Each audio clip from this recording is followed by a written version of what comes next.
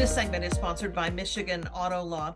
There's a proposed new distracted driving law in Michigan, a package of bills that have passed the House and Senate and is working its way to Governor Whitmer.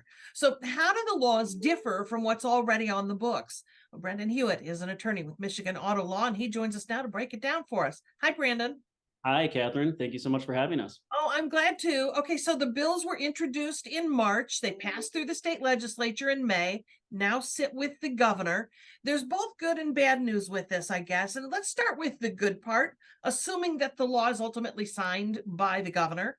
The good part, tell me about it. Yeah, so the good part is the major overall objective of these bills is to take the cell phones out of drivers' hands.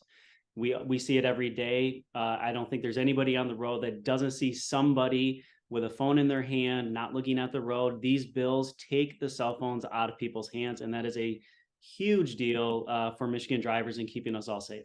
All right, but the bad part, there is a challenge or two. Okay, here's the bad part. It doesn't cover everything, right? So there's a huge loophole in this. It takes the cell phone out of a driver's hands, which is supposed to stop texting, it's supposed to stop talking on the phone with your, hand on the phone, social media, video watching, all that kind of stuff. But there's this huge loophole that says that if your cell phone is mounted on your dash or somewhere in your car, or you're using a Bluetooth or hands-free device, you can still do all those things. So Wow. it doesn't explicitly prohibit, social media, videos, FaceTime, Zoom, anything like that. I'm sure that wasn't the legislature's intent, but the problem is that as long as you don't have the cell phone in your hand, somebody who is pulled over, accused of being distracted or driving distracted, could just point out and say, hey, look, it wasn't in my hand, it was over on the dash, so therefore I'm not in violation of anything. Yikes. Okay, let's talk about the current law so we can compare. What do the current distracted driving laws call for? Not much. Wow. So they pretty much ban texting and driving, right? And even at that point, the penalties are minimal. So it's a $100 fine. There's no points on your license. There's really no deterrence to the current state of laws in Michigan. Just says you're not supposed to text and drive, and enforcement of that is very difficult. How do you prove that somebody was texting and driving? Maybe they were just looking at their phone, getting a phone call. So just enforcement there is bad.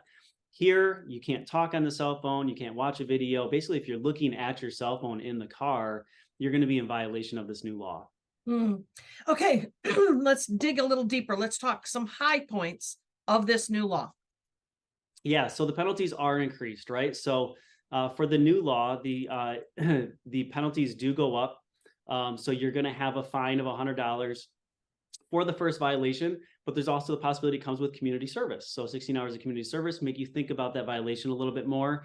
And then subsequent violations also increase the penalties. So the penalties can go up to $200, $250 for a second or a violation, 24 hours of community service. If you have 3 violations within a 3-year period, you have to complete a basic driver improvement course.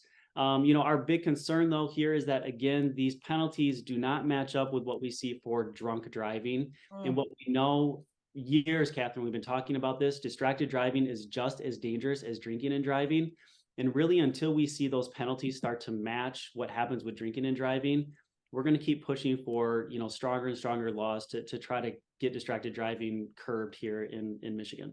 So I imagine that's the greatest low point of this package of bills. Yeah. Is just that. But are there other things to consider? Yeah, I mean, exactly. It's pretty much that, right? Is that the loophole that we talked about and the penalties just aren't there yet. So we view this as a good start. This is something, right? So everybody knows when it comes to government and getting laws passed, it's kind of slow steps, baby steps. We're getting there. This is a good first step to help stop distracted driving. This law also expires in 5 years. So there will be another chance for the legislature in 5 years to take another look at this, probably do some studies to see how much it dropped distracted driving crashes. So there'll be some good data that will come from this. And then in 5 years, maybe we'll take another look at it and say, okay, let's modify it and change it a little bit, make it stronger, adapt. But hey, this is a good start. This will make the roads safer. We just like to see a little bit of those loopholes kind of caught up. All right. More information on our website, 13onyourside.com. Thank you, Brandon. Thank you.